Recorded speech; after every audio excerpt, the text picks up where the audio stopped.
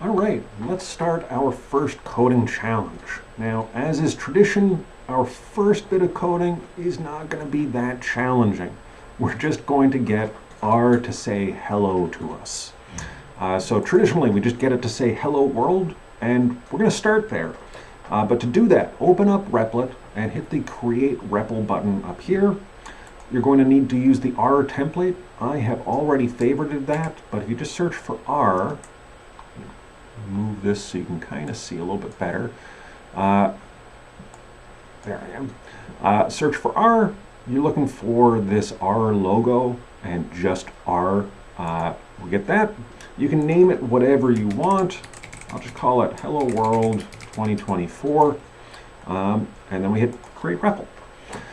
Now, we want R to say hello to us. And by default, it's giving us demo code where it literally just says hello world. And so we've kind of already done the coding challenge. Now, to make this a little bit more interesting, I've updated the code challenge to be make it say hello to you specifically.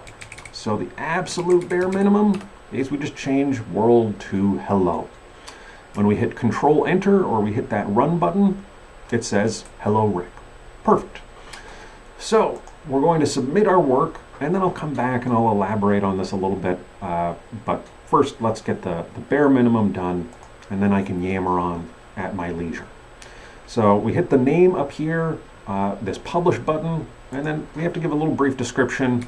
It says hello to me. Good enough. Next, we're not going to bother with tags or an icon or a cover page. This isn't a program or a project we're really trying to show off. We're just trying to literally do the bare minimum to build momentum, right? Very gentle start to the semester. So we publish the REPL, we can copy the link, and then we're going to go back to Brightspace and you click into the title. Now, as I was making this video, I realized I kind of messed up the settings a little bit. It'll be a little easier in future assignments. You'll just be able to put in a link as text. So you just paste in there and you can hit submit. Now, I accidentally had this one set where it requires a file. I might be able to fix that by the time you see this. If so, you'll just be able to put in your URL. If not, upload a document with this link. That's fine. So if I just go like this, spit that in there, save that as first challenge .docx, whatever. And then I can upload from my 365 folder that thing. I upload that and hit submit, and then you're done, right? Celebrate. Go buy yourself an ice cream, pat yourself on the back, pump your fist. You did good. Wasn't a hard job, but still, it's worth celebrating these little things, especially when we're starting to learn. Okay, so we've done that. You've done the bare minimum. We've got this in. Let's, as long as we're here, elaborate on this. Let's make it a little less boring. So there's a lot of things that we can do, and the truth is, especially in R, there's almost always infinite ways to get to the same outcome. It's not that there's no wrong answers. There are infinite wrong answers. There is a smaller infinity of right answers, and within that infinity of right answers, some are going to be more useful or a better fit than others. Long story short, there's a lot of ways to get things done. And especially when we're dealing with relatively simple things, if I make an inefficient program here, it's not going to be a big deal. It's going to take a billionth of a second instead of a trillionth of a second, right? Once you're writing really big things where you're looking through a data set of millions of observations, the stakes get a little bit higher. You got to be a little bit more precise. But here, don't worry about it. Don't sweat it doing things the right way. Just get it to work. So, how can we make this more elaborate? Well, let's start by creating a variable for the name. So, we'll say name is Rick. Now, how do we get it to print hello Rick? Let's try stuff. A good way to do this a lot of the time is just try stuff. What seems like it might work? You'll get errors, but you fix those errors. Okay, so we get an error, invalid printing digits. blah, blah, blah, blah, blah. In addition, warning message, NA is introduced by coercion. You'll see this phrase a lot in this semester. In this case, it's not a very helpful error code. What we really want in this case is a different function, a different little tool called paste. When we do paste, that's going to paste these things together. Now, okay, so we're getting closer. Now notice we got two spaces. There's two ways we can do this. We're going to learn a little bit about the paste function. Let's go ahead and open up R, and we can search for help by typing in help parenthesis quote paste close quote close parenthesis, and I'm going to zoom out so I can actually read this. Thank you very much. I'll get it in a second. Okay. I'm in the middle of a video. All right. Sorry. Slight interruption. But that's fine. So let's zoom out here so we can actually see stuff. Make sure that you can actually see it. So we got all this stuff about concatenating strings. Now, strings means text in this context. So here we are concatenating, we're putting together the text of Rick, which is held in a variable called name, and we're combining that with the text hello, which we just put in here. So let's start by getting rid of a space that I had there. Let's run it again and see if that looks better. And it does. Cool. So maybe that does the trick for us. Let's make that a capital, and let's put in a friendly, friendly exclamation point. Okay, now we've got an elaboration, but it looks a little bit weird in a way where we might want to go back to that help to figure out why are we getting a space here? Can we get rid of this space? And what we'll find is that we could use paste 0, or we could use the sep argument. So if we go to the end here, we can say sep equals quote quote. So that means a word with nothing. If we do nothing, it's not going to be happy about that. Maybe we could do null. Let's see if it does something for null. Doesn't like null. If we do just quotation marks with nothing in between, it solves the exclamation point, but now we've got hello Rick as one thing. So here, let's add that space back in. We add that space, and we've got, it says hello Rick. Cool. We could do this with paste 0 and without the sep argument, and we get the same thing. That's good. Again, like I said, there's a lot of ways to get to the same outcome. Let's see if cat works. Cat we played with a little bit in class, and that kind of works, except now we don't want that. And now we've got the problem of the space before that. Let's see if sep works there. Oh, look at that, it does. Cool. So often there's some parallels, right? Something that works in one function might work in another function as well. We'll talk more about this in class. But we've got something, we've got an elaboration, so we could, oops, then update this. And let's see. Let me just check what I've got in here. So if I go to here, is it updating to the current version, or is this saving the old version? Tells us what it does. Another thing you'll see later on, yeah, it's doing the version we've got right now.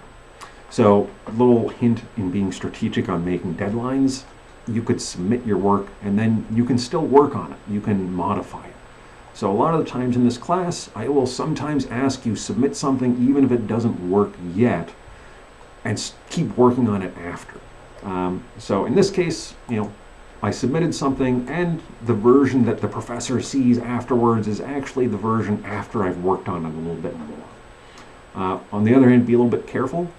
Don't think you're done the work, submit, and then start messing around with the code to play with it. In that case, you might want to make a duplication. Right? So you can fork that code. Why does it not recognize that I'm logged in? Whatever, I'll log in using GitHub. So So when you fork, you can take someone else's project and modify it for your own purposes. So in this case, forking my own work, right, I can call this Hello World 2024A, and I can mess with this if I want to. I'm not going to do that here. Instead, I'm just going to sort of leave it as it was. Now, as long as we're here, I'm going to show you one more thing, which is integrating this with GitHub. So right now, I'm going to have you submit your work with a Replit link.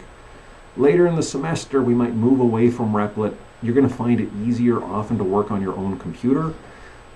In cases like that, the easy way to share your code is with GitHub.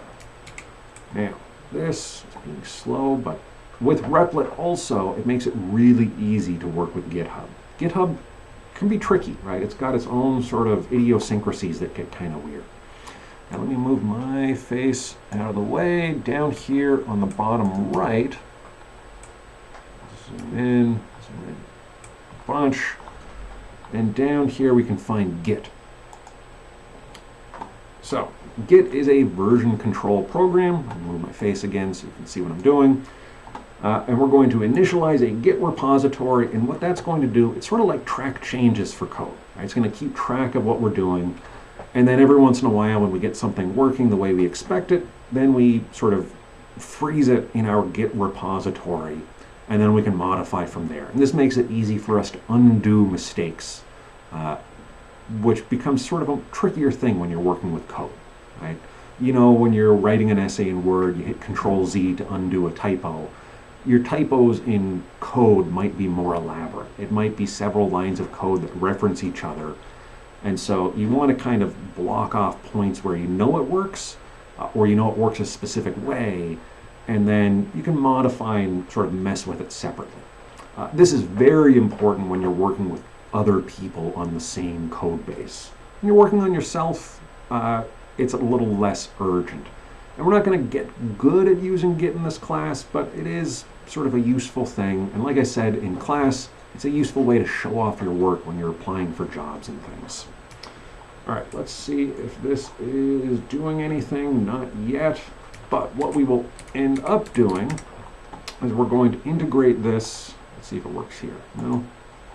We're going to integrate this with our GitHub. So what have I got? Something in here. I got a bunch of abandoned projects. Panel clusters, whatever. I don't have anything from last class in here. Okay, here we go. Oh, no. I don't know why it's logging me out. Try this one more time, and then I'll throw up my hands, give up, and move on. Cool. All right. So we're going to look for tools. We have used the Git tool recently. No remotes to publish to, so let's go to settings. No remote repositories to publish your changes at a remote repository in the settings view. So we're going to connect to GitHub, and this is going to make it easy for Replit to just spit stuff out here. I'm fine with it accessing all repositories, install and authorize. You might be a little bit more conscious about these security settings if your GitHub account is used for work. I have just one GitHub account, but if you're using GitHub professionally, you'll have your work account and your private account. In this case, we don't have to sweat it. Right? We hit install and authorize, we put in the password, invalid response. This is why we use Replit, so that we don't have to deal with all these weird setting things.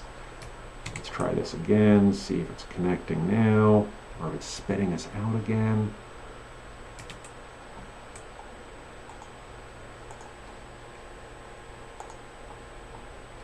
GitHub app already been installed. All right, that seems to be fine. I don't know why it's logging me out so much, but let's see if this worked. If it did, cool, we learned something. If it didn't, then cool, we learned something different, which is sometimes things that should be easy are just fiddly. That certainly happens a lot when we're dealing with computer stuff.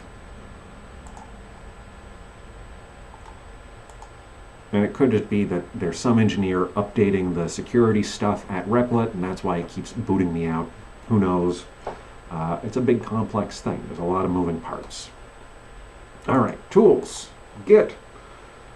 No remote repositories configured. And in settings view, I'm not going to worry about that. Repo name, Hello World 2024. Coding challenge number 1. We'll keep that public. And we'll create a repository on GitHub. So now we've got a URL here. We can open this up. So in the future, rather than sending me the link to your Replit, you might send me a link to your GitHub. Now, why is it doing this?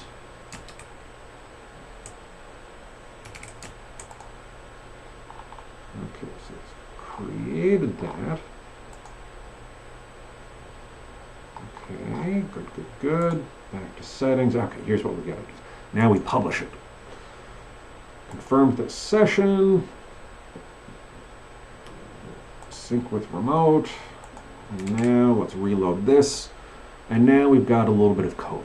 Now the code that really matters is what's main.r. This is what we've been actually working with. It's not super elaborate. Now as long as we're here, let me just explain some of these other things. So replit.nix has to do with the Nix operating system that Replit uses. .replit, any file that starts with a period is a hidden file.